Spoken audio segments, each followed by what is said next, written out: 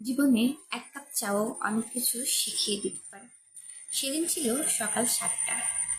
এক গরিব ছেলে একটা ফাটা চোখে পরে একটা চায়ের দোকানে দাঁড়িয়েছিল। ছেলেটা দোকানদারকে বলল, ভাই, এক কাপ চা দেওয়া যাবে? কিন্তু আমার কাছে পুরো টাকাটা নেই। দোকানদার একটু রাগ দেখিয়ে বলল, টাকা নেই তো চা কেন খাবো, যাও গিয়ে কাজ করো।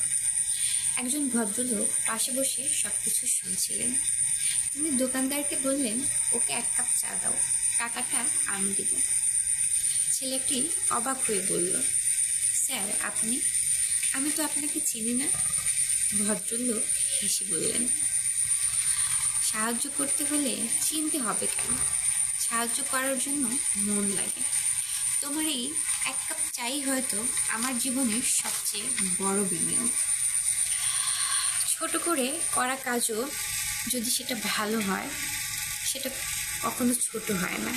আপনার এই একটা মুহূর্তে হয়তো বা অন্যের জীবনের মোড়টাকে ঘুরিয়ে দিতে পারে।